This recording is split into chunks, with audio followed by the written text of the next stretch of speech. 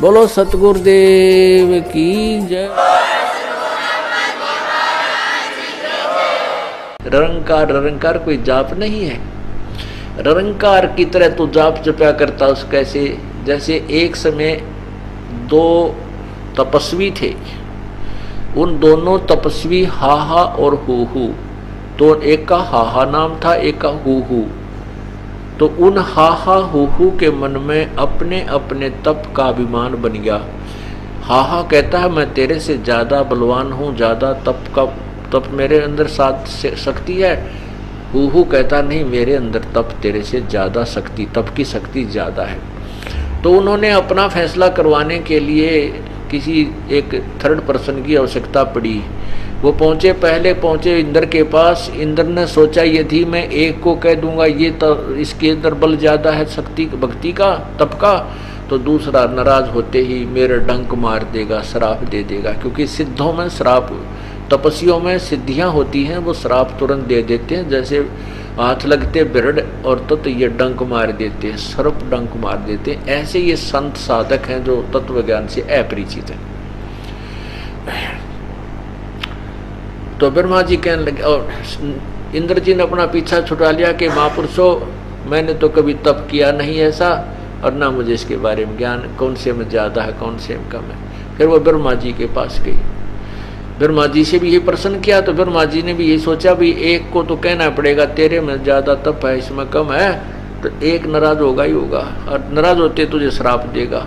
कहने लगा महापुरुषों मुझे तो सृष्टि कर्म से समय नहीं मिलता, और मुझे इतना ज्ञान भी नहीं है। आप विष्णु जी के पास जाओ। विष्णु जी से भी यही प्रश्न रखा। यही बात विष्णु जी के मन में आई कि अभी एक तो पावेगा इनमें कम शक्ति वाला, और यही तेरे साथ करेंगे। अगर तूने इस एक को कह दिया जो शक्तिशाली है, दूसरा श्राप देगा, जैसे नारद ने दे दिया था भगवान विष्णु को श्राप। तो कहने लगा भाई ऐसा है महापुरुषों, महात्मा जी मुझे तो इस पालन पोषण में सतिथि में बहुत समय लगता है, और मेरे पास इतना समय भी नहीं, और मैं जानता भी नहीं, क्योंकि तप ऐसे तप हमने नहीं किए जैसे आपने किए। आप भगवान शिव के पास जाओ, क्योंकि वो बहुत साधना करते, तपस्वी है। शिव जी के पास आए तो शिव जी के मन में भी यह बात आई कि ये एक को अगर मैंने मना कर कमजोर बता दिया वो श्राप देगा। वो बोला, वो शिव जी ने कहा भाई आप ऐसे करो, एक मातंग ऋषि है नीचे, वो तप करता है और तप के बारे में जानकारी वही ज्यादा रखता है हमारे से, आप वहां जाइए। अब वो मतंग ऋषि के पास आ गए। मतंग ऋषि डिल डोल, बहुत तगड़ा शरीर, कति नो इतना पेट, और नो बैठा अपने आसन पर, पूरी पाड़ की पाड़, तगड़े शरीर था। अब वो दोनों ने देखा कि वो है मतंग ऋषि, वो बैठा। एक के मन में आई कि तो अच्छा हाथी सा पड़ा है भाई, हाथी सा बैठा है। दूसरे के मन में आ गई कि यो तो मगरमच्छ कैसा आदमी है भाई, वो तेरे मगरमच्छ। अब मतंग ऋषि के अंदर एक सिद्धि थी जो मन की बात पकड़ लेता था। ये सिद्धियां होती हैं, एक सिद्धि मन वृत्ति बतावे, एक सिद्धि जल पैर न लावे, एक सिद्धि जो बहु जग जीवे, एक सिद्धि जो कुछ खावे न पीवे, एक सिद्धि आकाश से उड़ जाई, एक सिद्धि जल पैर न लाई, एक सिद्धि ब्रह्मांड चलावे, एक सिद्धि निस्वासर जागे, एक सिद्धि सेवक हो आ गए। इस तरह की 24 सिद्धियां हैं, लेकिन इनके पास जो साधना है इनसे 8 सिद्धियां, 8 सिद्धियां प्राप्त हो जाती हैं। इनमें से एक सिद्धि भी जिसको मिल गई वो प्रभु पाक जाता है, हृदय की गांठ मिलते ही पंसारी बन जाते। और 24 आंख जो सिद्धि 24 भी आ जाए तो भी इनको प्रयोग नहीं करना चाहिए संत ने, वो तो बाई प्रोडक्ट है भक्ति की, भक्ति आगे चलना चाहिए हमने। तो उसके पास एक मन वृत्ति बताने की सिद्धि थी, उसने उनके मन की वृत्ति जान ली और पता लग गया कि इसने तो मेरे बारे में कहा तू मगरमच्छ जैसा है, और इसने कहा हाथी जैसा है। तो उन्होंने जाकर प्रश्न किया कि महात्मा जी हमें बताइए कि हमारे में किस में तप और तप की शक्ति ज्यादा है। मतंग ऋषि बोला भाई ये फैसला तुम खुद ही कर ले और खुद ही करो। आप कह रहे थे ये बड़ा हाथी सा पड़ा है, आप कह रहे थे मगरमच्छ सा पड़ा है, तो वह सुन्न हो गए भाई महात्मा तो जानकार है, हमारे मन की बात पकड़ गया। तो उसने श्राप दे दिया कि तुम एक हाथी बनो, एक मगरमच्छ बनो, वो उड़ा दोनों मर गए। एक ने हाथी का जन्म ले लिया, एक का मगरमच्छ की, एक हाथनी का जन्म हुआ, एक का मगरमच्छ मादा मगरमच्छ से जन्म हो गया। अब दोनों पड़का खा खूब हो गए मजबूत। एक दिन हाथी पानी पीने गया था, पानी पीने जाता है, लेकिन वो समय संयोग आ गया उनकी वह भक्ति की परीक्षा, शक्ति की परीक्षा होने का। जो ही उसने पानी पीने के लिए हाथी ने दरिया में पैर रखा तो उस मगरमच्छ जो बन रहा था उसका साथी उसने पकड़ लिया, और मगरमच्छ हाथी को पानी में जल में खींच रहा है, हाथी मगरमच्छ को बाहर खींच रहा है, कि दोनों ताकतवर थे। ऐसे वो सुबह खींचा तानी शुरू करते, कभी तो हाथी उसको आधा निकाल लाता बाहर, कभी मगरमच्छ हाथी को आधे से ज्यादा ले जाता जल में, फिर वो बाहर खींच लाता, और जो उसके साथी, और शाम को वो छोड़ देते थे, समय था निर्धारित, जैसे शाम का सूर्यास्त होते ही वो अपना अपना युद्ध बंद कर देते थे। अगले दिन हाथी फिर आ जाता था, उसको पैर पकड़वा देता था, ले पकड़। अब उसके हाथी के जो साथी थे, हाथी झुंड, वो तोड़ तोड़ के पत्ते जंगल से लाते थे, उस हाथी का अगर डालते थे वो खाता रहा। 1000 वर्ष तक, कहते 10,000 वर्ष तक लड़ते रहे। बता, वो हाथी भी जाते रहे, इन मूर्खों का रोज का काम है भाई, चलो हम तो ही पड़े, को नहीं पार पड़े। तो हाथी कमजोर हो गया, हाथी। और मगरमच्छ का तो वहाँ हार था ही, मछलियाँ वगैरह वहाँ नरी पैदा और वो खाया करते, और भी नरे कछुए मंडक। तो एक दिन हाथी को मगरमच्छ ने जल में खींचना शुरू कर दिया, और हाथी वीक हो गया था, शारीरिक कमजोर हो गया था, निर्बल हो गया था। तो उसने, उसका डूबने को हुआ तो वो सूंड ऊपर को कर लेता हाथी, क्योंकि उसमें श्वास होता है। तो वो जब सूंड भी डूबने को हुआ और नाक में पानी गिरने लगा, तब उसने बोल नहीं सका हाथी, कहते बोल तो सकता ही नहीं था। उस समय उसने हृदय से आधा ही कहा था, हे राम बचाई। तो उसी समय परमात्मा ने आकर के उसे मगरमच्छ के हाथी पर हथियार मगरमच्छ के सिर पर हथियार मारा, मगरमच्छ का मुंह ढीला पड़ गया, हाथी का पैर छूट गया। तो ऐसे, तो यहाँ कहते हैं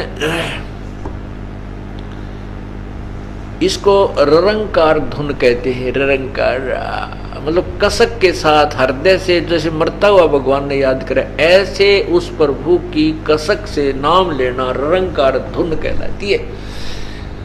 और ये कई पंथ नाम दे हैं, ज्योति ओंकार, ररंकार, ज्योति निरंजन, सोहम और सतनाम, तरह के, कहीं कीट कहीं का रोड़ा। ये ररंकार धुन है, प्रभु को मरते हुए जैसे याद किया करते हैं, ऐसे नाम सुनते समय ऐसी आपके अंदर कसक उठनी चाहिए। तो यहाँ क्या बताना चाहते हैं कि तू ही तुतकार थी, माँ के पेट में तेरी ये कसक थी, हे भगवान। बोला तो जाता नहीं था। और ररंकार धुन ध्यान, जिन यो साज पहचान बनाइया उसको ले पहचान। अब माँ के पेट में बालक बोल तो सकता नहीं, मुंह नहीं खोलता, जब जबान नहीं हिलती, वो ररंकार अंदर जो आत्मा रोए थी, तू ही कहते ऐसी तेरी धुन थी। अब तू ही तो तू कर रहा है कि तू ही मेरा, लेकिन वो है कौन, उसको भी पहचान ले। बाहर आ गया है, वो कौन है जो तेरी रक्षा करता है, तेरा पालन करता है, तुझे मोक्ष देता है, उसको पहचान। अब बगैर कोई ये पता लगे भाई कौन सा भगवान है, किसकी भक्ति करा, जैसे साहब बोलते हैं, साहब भगवान को, साहब साहब साहब हे साहब हे साहब। अब जैसे आप शहर में जाओगे तो नीचे तहसीलदार साहब, फिर SDM साहब, DC साहब हैं, और भाई फिर मंत्री साहब, कमिश्नर साहब, मंत्री साहब, मुख्यमंत्री साहब, और प्रधानमंत्री साहब, राष्ट्रपति साहब। अब नो तो देख ले कौन से साहब के से तेरा काम बनेगा। हे साहब कहाँ जाएगा, मैंने साहब से मिलना है। कौन से साहब से? मेरा नहीं, साहब से मिलना है। हे साहब मेरा काम करिए, हे साहब मेरा ऐसे करिए, हे साहब। तो वो साहब कौन है? हमें अभी तक इतने इलिटरेट बना दिए लोगों ने, अज्ञानी संतों ने, कि हमें ये नहीं पता, हमें परमात्मा की परिभाषा का भी ज्ञान नहीं, कौन प्रभु है, किससे हमने कौन सा लाभ होगा। ब्रह्मा विष्णु महेश की साधना से कितना लाभ है, ब्रह्म की साधना से क्या लाभ है, पर ब्रह्म के पास जाएंगे उसकी साधना से क्या लाभ है, पूर्ण ब्रह्म से क्या मोक्ष क्या लाभ है। तो ये पहचान भी हम नहीं करा पाए हमारे को। तो कहते हैं तू ही तुतकार थी रंकार धुन ध्यान,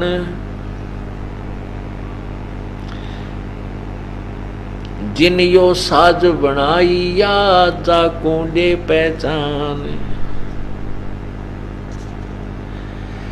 भाई जठराग्नि से राखिया ना साई गुण भूले, ओए होए ओ साहेब दर हाल है क्यों बोवे है सूले। ओ भगवान फिर आगे खड़ा पाओगा जब तो शरीर छोड़ कर जाएगा। कहते कांटे मत वो अपने जीवन में, ये खोटे कर्म मत कर, ये गलत साधना मत कर, सत साधना कर बच्चा। आध घड़ी की आध घड़ी ही आध घड़ी की आध, भाई सतगुर सेती संतों सेती गोष्ठी जो की जैसो लाभ। कहते हैं तत्वदर्शी संत भक्तों से अगर आधी घड़ी और आधी मत भी आध यानी 15 मिनट भी 10 मिनट भी तू आके कि तो कभी बैठ कर चर्चा कर ले तो भी तेरी भक्ति प्रारंभ हो जा। लेकिन तुम संतों की बात को तो सुनते ही नहीं। तो वही दंत कथाएं लोक वेद को इतना दृढ़ता से ग्रहण किए हुए हो, उसको उसके अतिरिक्त किसी को सुनना नहीं चाहते हैं। फिर क्या कहते हैं, पाव घड़ी तो याद कर निम्मा नाश ना खो, सतगुर हेला देत हैं विषय सूल ना बोए।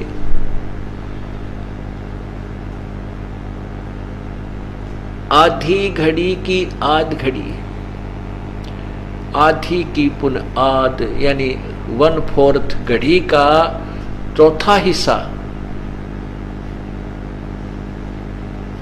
एक जैसे 64 घड़ी के 24 घंटे बनते हैं।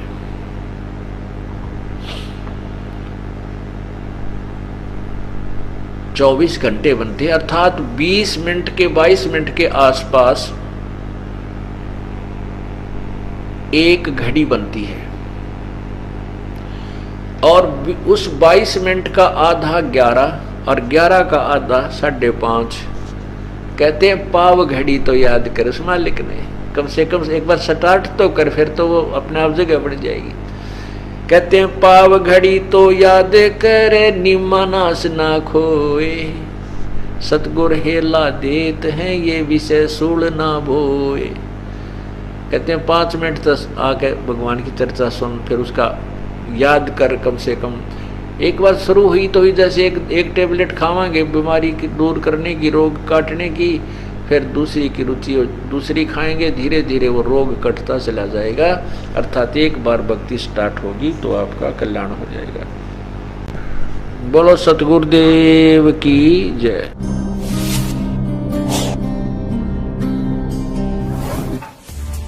इस वीडियो के बारे में अपनी राय नीचे कमेंट सेक्शन में हमें बताएं और अपने दोस्तों के साथ ये वीडियो शेयर करना ना भूलें।